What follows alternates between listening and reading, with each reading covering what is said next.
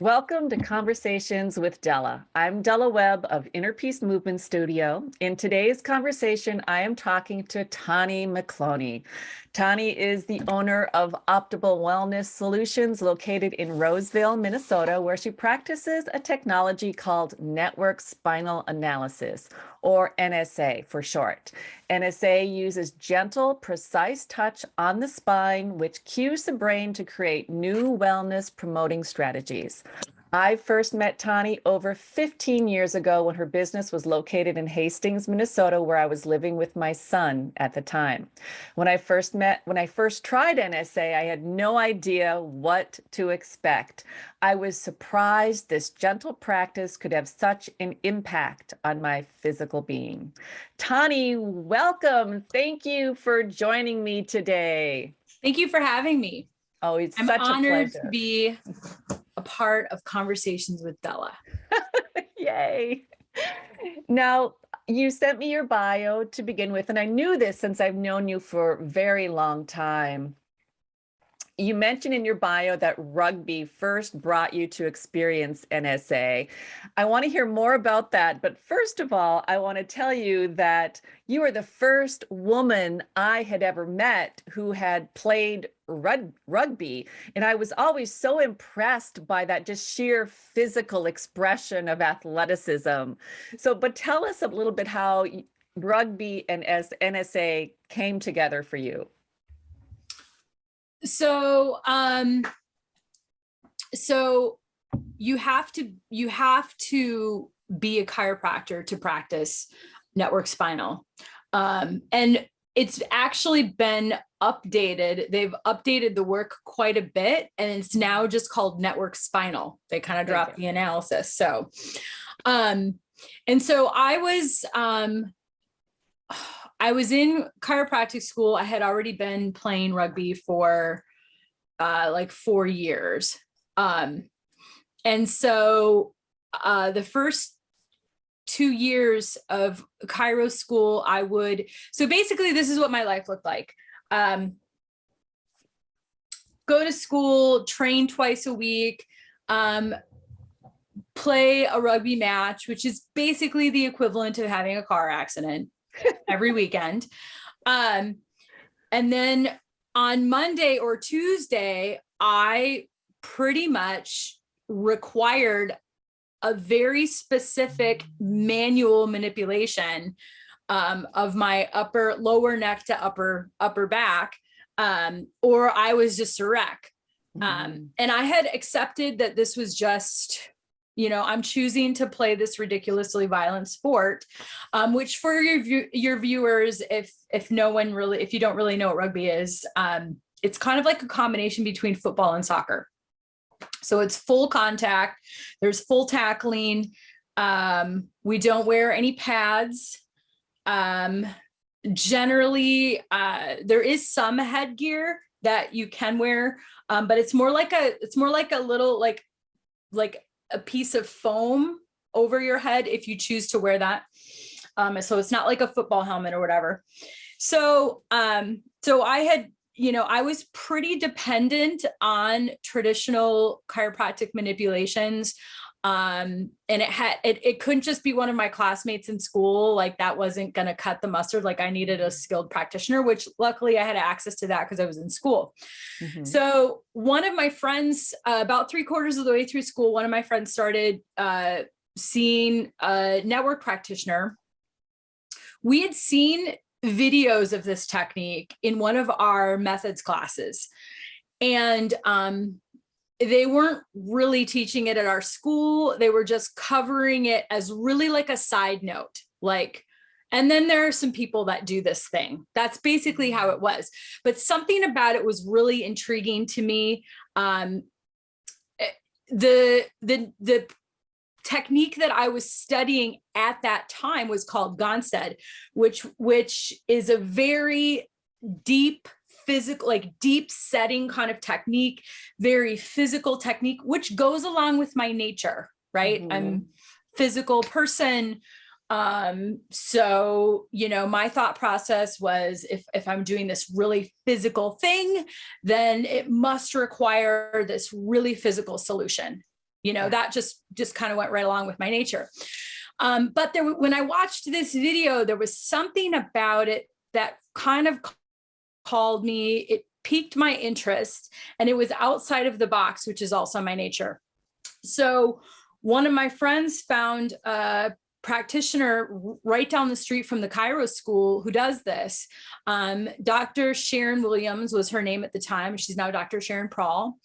And I just moseyed into her office, not out of desperation, not because it was like, oh, I have to find something that works for me. Nothing's working. It wasn't like that at all for me. It was totally like, I'm super curious about this thing.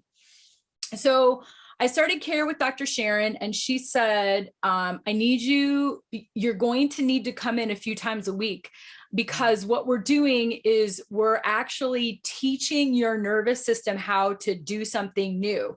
So this isn't like just a treatment modality where you're broke, you come in, I'm going to like do something to you to fix you, and then I'm going to send you back out into the world until you re-break yourself, and I'm going to fix you and you're going to re-break yourself. That's not really, she's like, that's not really what it's about. She's like, we're teaching your nervous system how to self-organize and self-regulate. And so there's a learning process happening. And so it's going to require, some consistency. So sort of like if you were learning a new language, right? If you were like learning Spanish, you wouldn't just open a Spanish book on like a Tuesday afternoon and study it for 20 minutes and then like close the book and not look at it again for 5 weeks. You know, that'd be a hard way to learn. Right.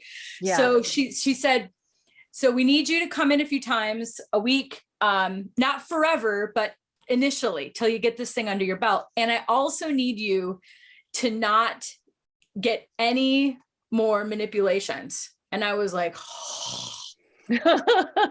like, what? But I get this, like, I need this. So I started getting care. I was in the off season when I started care. So I wasn't like actively playing rugby at the time. So it was like in the winter months. So that's pretty much how it started. And it's just kind of like everything in life, it's just kind of perfect how like the timing of it and everything.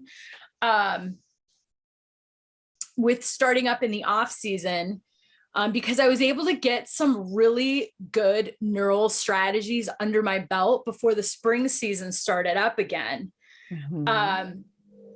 And so initially, for me, it wasn't like big physical stuff that I noticed initially. Like for me, it was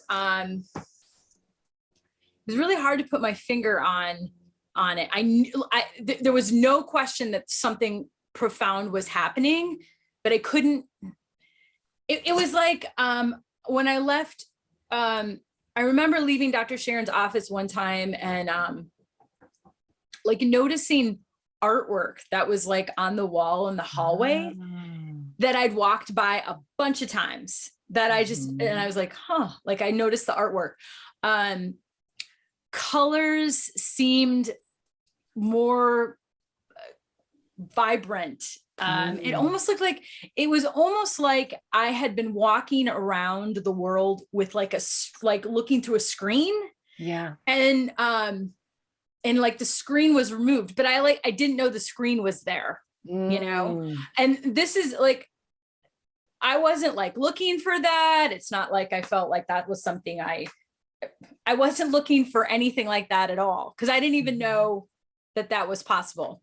So that was initially for me. And I know I just felt different in my being,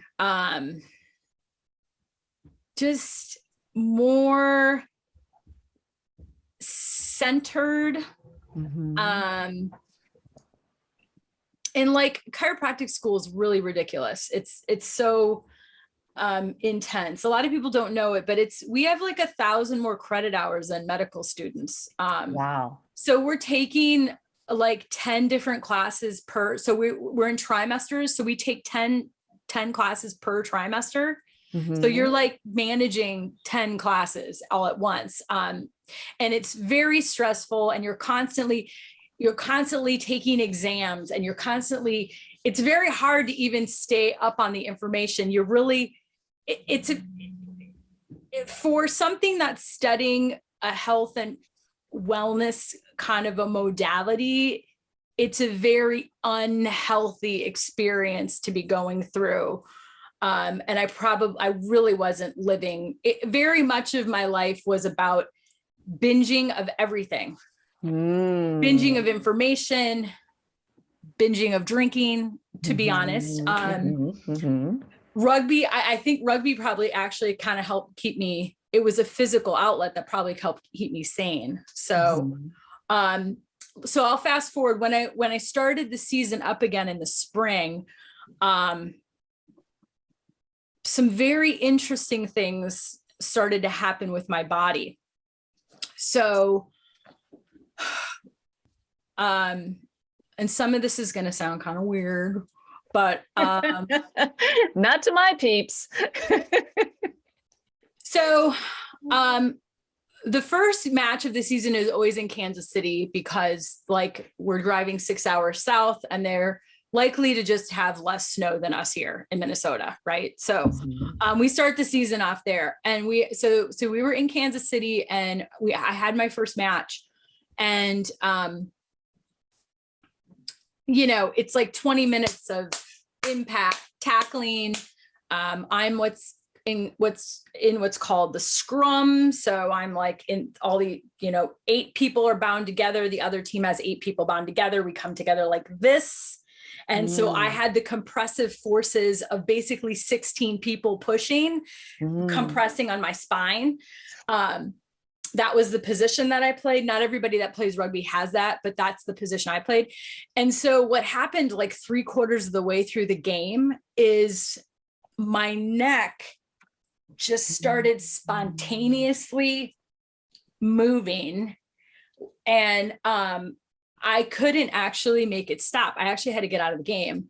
And later I understand what that was about. What it was about was my nervous system and my spinal cord was trying to dissipate all of the impact that I had taken in that, like it was like, it's almost like I had a complete reboot. I had total neurological software upgrade, and that new software didn't know what to do with all the impact. It was like a brand new experience. And so the software was just trying to move to dissipate all the force, which if you think about it, it's actually pretty healthy, because mostly what had been happening with me before, and pretty much all my teammates and everyone that plays rugby, is you experience this impact and you just store it in your body.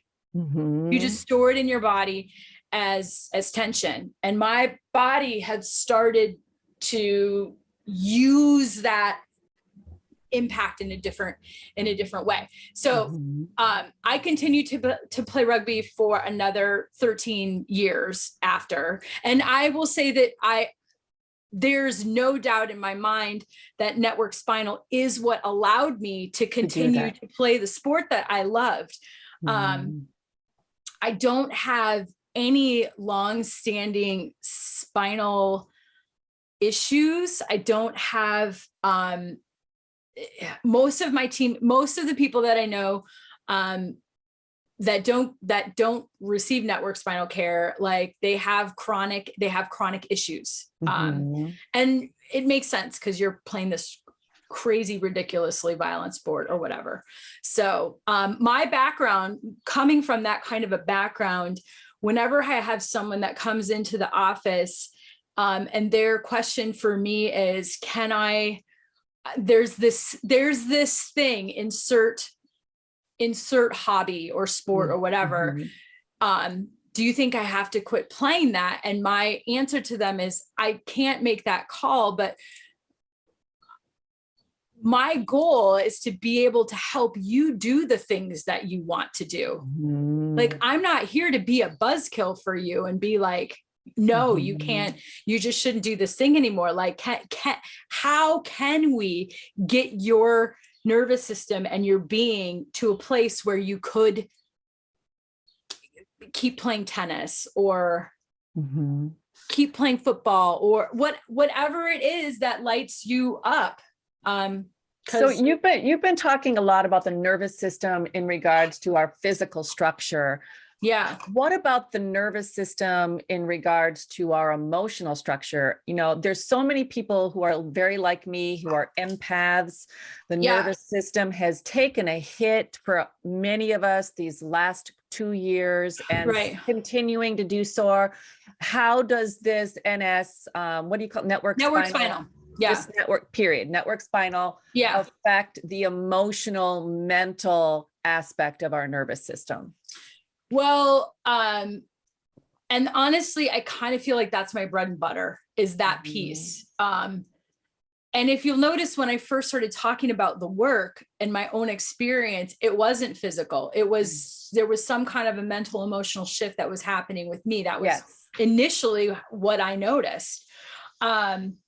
So where I want to kind of start talking about this is the phenomenon that most of us know of, which is called fight or flight syndrome. Yeah. Right. The parasympathetic and the sympathetic nervous system are in overdrive. Yes. So the sympathetic nervous system essentially is in overdrive. And so how I like to explain it to my clients so they remember, sympathetic starts with an S. So sympathetic, stress, survival. Okay. So this part of the brain, it's actually a piece of the brain. It's an old part of the brain that it's located in. It's in the back part of your brain. And it's a very old part of our nervous system. And it's been getting kind of a bad rap, like, this fight or flight, but it's really designed to keep us alive. Like it serves a really good purpose. And what it's designed for is to fight or run. Back in caveman days, right? We're out living our lives, out hunting or foraging, and we come across a saber-toothed tiger and we go, oh, and so we can either fight or run. And what happens biologically in our system is a large chunk of of our blood flow leaves the internal organs and goes out to the big muscles, right? It goes to the legs, the arms, whatever, so that you have enough energy to fight that lion or the tiger or run from it. Okay. The other thing that happens is we mentally, emotionally disconnect. This is also for survival purposes because it does not serve us to stay alive if we have a breakdown and start crying while we're by the line. Like, like that doesn't, like, we have to mentally, emotionally disconnect and just go into like mode of survival, whatever that looks like, which helps to keep us alive. So then once we're finished with the lion, assuming that we survive that, we maybe crawl up in a tree, we get away, and we're safe now. So now what happens is we start to mentally, emotionally reconnect. We start shifting back into parasympathetic, which starts with a P and it's associated with peace. So that's why we're parasympathetic peace, right? So, and then we just go back to, and then the muscles goes back to our internal organs and we shift back into what I like to call housekeeping mode, right? So we're back to digesting and making hormones and enzymes and white blood cells and red blood cells and all this stuff, right? So if we're really designed to spend 95% of our existence in parasympathetic, that's really what we're designed to do. And notice, so when we reconnect mentally, emotionally, and maybe we even start crying, we go, oh my God, I almost died. I got whatever. And we can kind of go back to life. So I have a hypothesis about what has been happening to us as humans. And it started right around the end of the Industrial Revolution. Okay. And it's when life started to pick up, technology started to pick up, and the way that we live our lives dramatically started to change. Right. and we're inundated. So we're driving around in these big metal things that propel us to speeds of 70 or 80 miles an hour. And we're trying to avoid others driving in these things.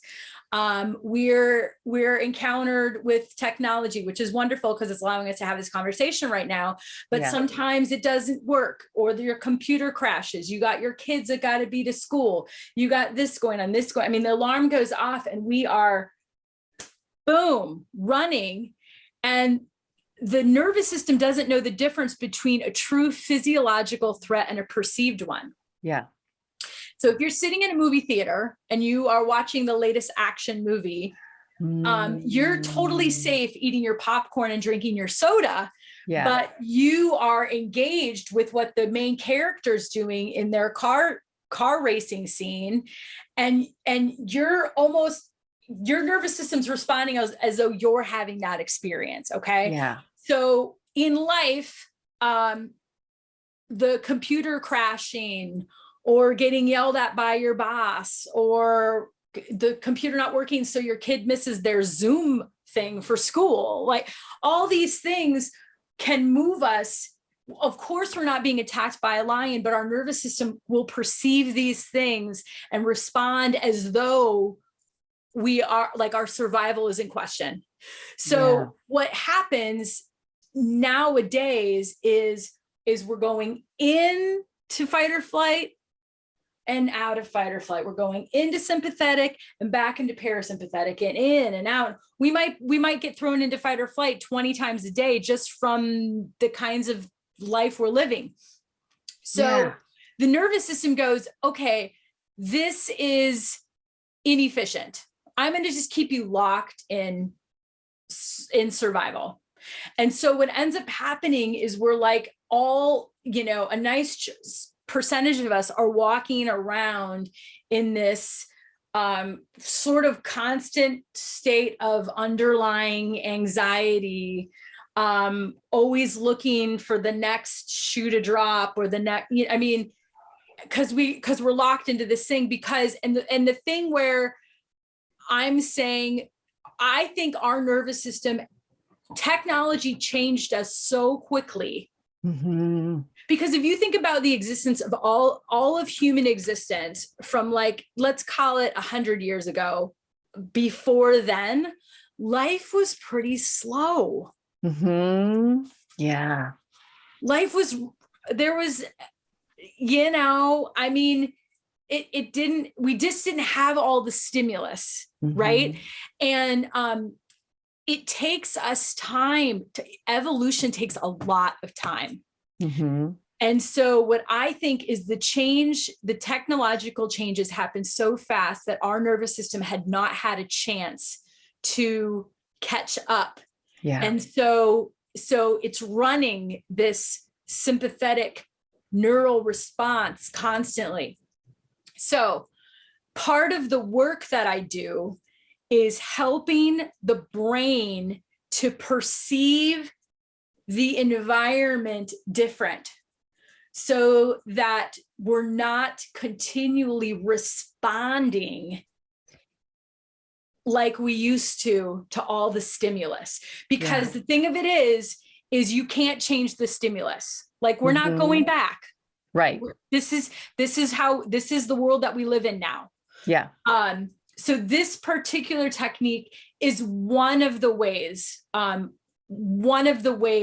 that allows us to sort of assimilate our nervous system into this new state. Now, there's lots of great modalities out there. Thank God ours isn't the only one that does it. This just happens to be one of the things that allows us as humans to assimilate to our new environment. That was so beautifully explained. Thank you so much. And I agree 100% about technology moving faster than our nervous system can keep up. My guidance has been having me slow down in ways, because technology is a part of our modern day. And like you said, we're not going to be getting rid of it. We're not going to go backwards.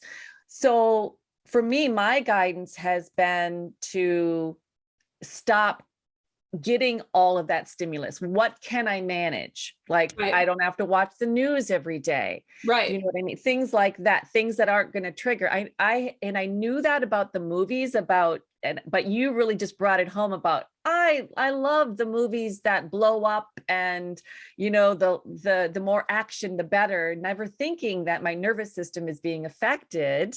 The latest Top Gun movie, it's fantastic, but holy crap, like you're going on a nervous system you are ride. going, you're in the plane right with them. So what other strategies? So let's say not everybody who listens to this is going to be able to make it to get some work done. What other strategies would you recommend to people to help calm the nervous system? I think they should do some yoga with Della. I did not pay her to say that. But I think that's a fantastic tool. You don't have to leave your house to do that. From what I understand, you're offering this stuff on Zoom. I am. Yeah. Yes. So, if you have, and the first step is recognizing that you need to take a step to do it, right? Is having the consciousness, because what you're talking about with slowing down, that involved there's some consciousness in play. Yes. Right. That's like frontal lobe kind of thing going, wait, I can choose to slow. Yes. I should choose to slow. So the first step is recognizing that you need to do that, which can be hard to do if you're stuck in fight or flight, is to even recognize that that's something you should do. Yeah. So yoga, awesome. Goddamn, move your body. Yes. Like move your body, like however you are called to move your body. Mm-hmm.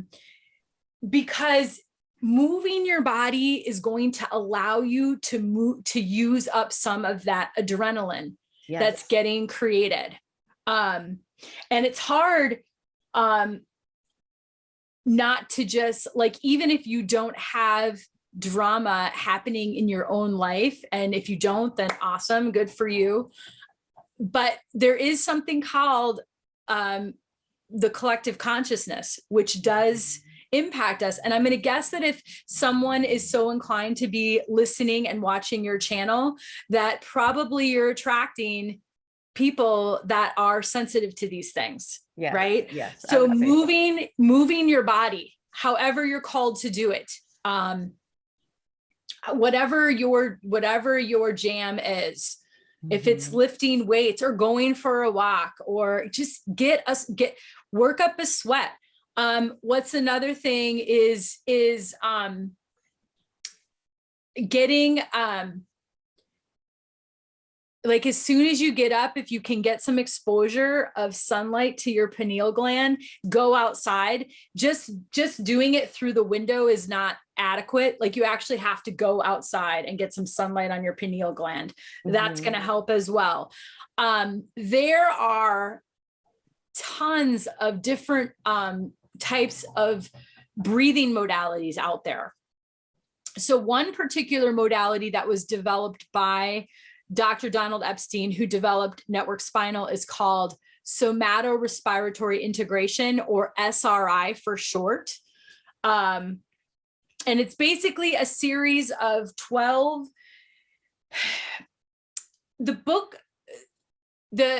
He wrote a book called The 12 Stages of Healing. And what he found is there are different vibrations and breath patterns associated with healing and the consciousness with each stage. And so he develops a series of exercises of like breathing patterns and exercises that a person can do. What I generally, if you're really, really intrigued by that, you can find that book. You can just Google it and find it, The 12 Stages of Healing by Dr. Donald Epstein. But generally, I will show my people just the basic, which is put your hands on your belly button, one palm over the other, breathe in through your nose, breathe out through your mouth. several times in through your nose, almost like when you inhale, you're making like a pregnant belly. Mm-hmm. And you do that several times. And then you go up to your xiphoid process. So that little bone right between your breastbone, the little base there. Then you move your hands there. And again, you try to breathe just into the place where your hand is, right? So you breathe in and out your mouth.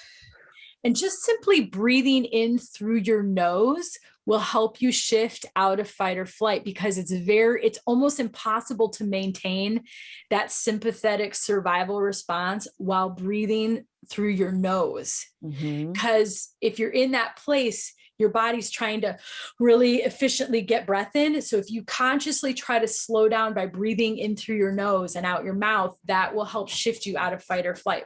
Then the third step is right here. Like right here. And then that's in through your nose, out your mouth, 2 or 3 breaths there. And you touch each of those spots and you kind of keep going in through your nose, out your mouth. And then you find the spot that felt easiest. Usually one of those places you'll feel the most ease. And you just go back to that spot and you take 4 or 5 more breaths right into there. And you could do this laying down. You could do this first thing in the morning. You could do it before you go to bed at night. But you could just do it. You could do it standing. You could, if you have the consciousness to check in and go, I'm a little worked up right now. I need to kind of dial it down. Which, by the way, that's just that thought alone. Like, it takes such a huge amount of consciousness for a person to actually recognize that, right? Yes. But if you can get there and just put your hands on your body and inhale and exhale. Okay. You can't screw it up. That showed you 3 spots, but literally touch yourself and breathe. Yeah. So it's about that mindfulness, that connection. Yeah. Because I know that whenever I'm afraid, I'm out of my body. Exactly. So it's hard to get that. That's the problem, is you have to have the consciousness to know you need to do something to bring yourself back. Yeah. So Tonnie, those are just a few ideas. Let me see if there's another one. Oh, let me tell you the other one that I love. This is a new discovery. I'm a pretty big fan of Wim Hof. I like Wim Hof too. Yeah. So I have been playing with his breathing, and you can YouTube him and follow along. Yep. He'll take you through it. There's so many awesome tools these days we have access to. Free tools. I know. That's fantastic. That's beautiful thing. Tonnie, this was so valuable. Thank you so much. Now, your business is Optimal Wellness Solutions. Yeah. You're in Roseville. Yeah. I'll put a link in the description, and so that people know how to get a hold of you. Is there anything else that we should know today about what you do, what do you want to leave people with today? What's the final parting words?